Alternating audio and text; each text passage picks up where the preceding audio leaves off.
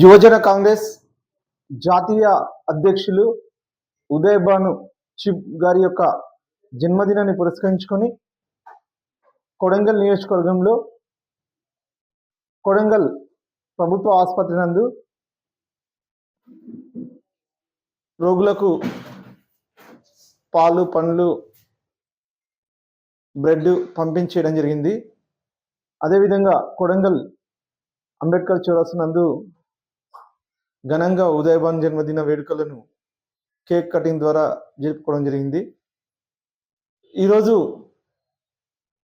జాతీయ స్థాయిలో యువజన కాంగ్రెస్ను బలోపేతం చేస్తూ యువకులకు రాజకీయంగా అవకాశాలు కల్పిస్తూ బీజేపీ ప్రభుత్వం పైన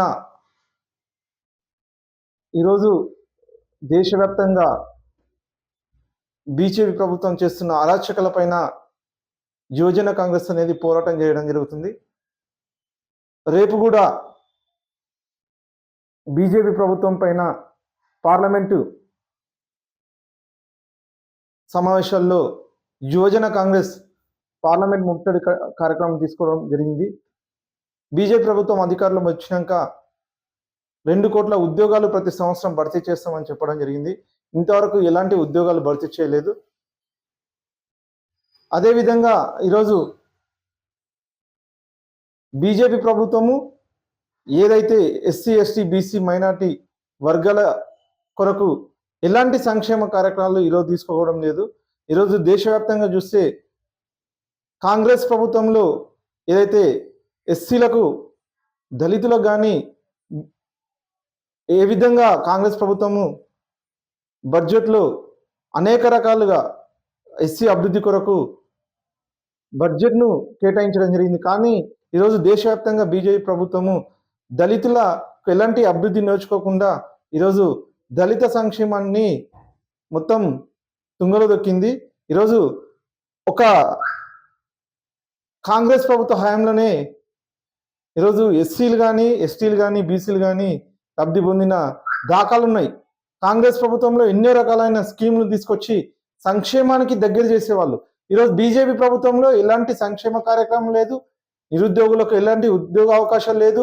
ఈరోజు కనీసం నిరుద్యోగులు బతుకుదామని ఏదైనా ఉపాధి కూడా ఈరోజు బీజేపీ ప్రభుత్వం కల్పించకపోవడం చాలా బాధాకరంగా ఉంది. దాన్ని దృష్టిలో ఉంచుకొని ఈరోజు ఏదైతే నీవు 2 కోట్ల ఉద్యోగాలు ప్రతి సంవత్సరం ఇస్తా అని ఏదైతే ఎన్నికల హామీలో మాట ఇచ్చావో ఆ మాట నిలబెట్టుకోవడం కోసం నౌకిరిదో అనే కార్యక్రమం తీసుకోవడం జరుగుతుంది. ఈరోజు బీహార్ రాష్ట్రంలో ఎలక్షన్స్కు వెళ్ళడం జరుగుతుంది. బీహార్ రాష్ట్రాన్ని తీసుకుంటే ఈరోజు బీహార్ రాష్ట్రాన్ని ఒక గత 15 సంవత్సరాల నుంచి ఇప్పుడు అక్కడ ఉన్న బీజేపీ మరియు అలయన్స్ తోటే ఈరోజు ప్రభుత్వం నడిపేయడం జరుగుతుంది. కాబట్టి మళ్ళా అక్కడ వాళ్ళకు ఎలాంటి ఉద్యోగ అవకాశాలు లేదు. బీహార్ ప్రజలకు ఉద్యోగ అవకాశాలు లేక వాళ్ళు దేశం బట్టి రాష్ట్రాలు ప్రతి ఎక్కడ పోయినా ఎక్కడి నుంచి వచ్చినావు అంటే బీహార్ నుంచి వచ్చి పనిచేస్తున్నామని అంటున్నారు. ఇప్పుడు జరగబోయే బీహార్ ఎలక్షన్లో ఖచ్చితంగా కాంగ్రెస్ పార్టీకి ఓటు వేయాలని మేము కూడా బీహార్ ప్రజలను కోరుకుంటున్నాము. ఎందుకంటే రాష్ట్రంలో ఎక్కడ పోయినా అని బీహారే వాళ్ళే కనబడతారు. ఏ పనిలో ప్లంబర్ పోతే బీహార్ అంటారు, మేస్త్రి పోతే బీహార్ అంటారు. ఆ విధంగా ఈరోజు బీహార్ ప్రజలను బీజేపీ ప్రభుత్వం మోసం చేసి అక్కడ ఓటు బ్యాంకు రాపోవటానికి చూస్తుంది. దీన్ని దృష్టిలో ఉంచుకొని ఖచ్చితంగా బీహార్ ఎలక్షన్లో దృష్టి పెట్టుకొని ఖచ్చితంగా మేము యువజన కాంగ్రెస్ ముందుండి పోరాటం అని తెలియజేస్తున్నాము. అదేవిధంగా ఈరోజు మన తెలంగాణ రాష్ట్రంలో ఏదైతే రాష్ట్ర ముఖ్యమంత్రి గారు రేవంత్ అన్న గారు ఈరోజు తెలంగాణ రాష్ట్రంలో ప్రతి ఒక్క సంక్షేమానికి ఈరోజు నిధులు కేటాయించడం జరిగింది. ముఖ్యంగా ఈరోజు మహిళలు చైతన్యవంతంలో ఉండాలనే ఉద్దేశంతో మహిళలు ఇంటికి పరిమితం కాదు, మహిళ అనే ఒక మహిళను ఈరోజు అన్ని రంగాల్లో అభివృద్ధి చెందాలనే ఉద్దేశంతో ఈరోజు మహిళా సంక్షేమ అభివృద్ధికి తీసుకోవడం జరిగింది. ఏదైతే ఉచిత బస్సు సౌకర్యం కానీ అదేవిధంగా ఈరోజు ఏదైతే మహిళలు ఎస్సీ ఎస్టీ బీసీ మహిళలకు కూడా ప్రభుత్వము త్వరలో సంక్షేమ కార్యక్రమాల ద్వారా ఏవైతే సబ్సిడీ ట్రాక్టర్స్ కానీ అదేవిధంగా రోటివేటర్లు కానీ అదేవిధంగా రైతు మహిళలను గుర్తించి వాళ్ళకు సంక్షేమంలో పంటలు పండించుకోవడానికి కూడా వాళ్ళ సంక్షేమానికి ఈరోజు కొన్ని సబ్సిడీ స్కీమ్ ద్వారా ఇవ్వడానికి ప్రభుత్వం ముందుంటుంది. దాంతోపాటు ఈరోజు బీసీలకు ఈరోజు దేశవ్యాప్తంగా చూసుకుంటే భారతదేశంలో ఏ రాష్ట్రం కూడా ఈరోజు ఇవ్వలేని 42% రిజర్వేషన్ ఈరోజు తెలంగాణ రాష్ట్రం కాంగ్రెస్ పార్టీ కట్టుబడి ఉండి ముఖ్యమంత్రి గారి అధ్యక్షతన తెలంగాణలో బీసీలకు 42% రిజర్వేషన్ కల్పిస్తూ ఏదైతే అసెంబ్లీలో అమెండ్మెంట్ తీసుకురావడం చాలా చరిత్రాత్మక నిర్ణయం. ఈరోజు దాన్ని దృష్టిలో ఉంచుకొని ఖచ్చితంగా బీసీలు కూడా ఎవరైతే బీసీ ప్రజలు ఉన్నారో నాయకులు ఉన్నారో ఈరోజు వాళ్ళు కూడా ఇన్ని సంవత్సరాలు మీ యొక్క ఏదైతే రిజర్వేషన్ ఫలాలు ఇంకా పొందలేకపోయిండ్రు దాన్ని దృష్టిలో ఉంచుకొని ఈరోజు కాంగ్రెస్ ప్రభుత్వం తీసుకోవడం చాలా హర్షదాయకము.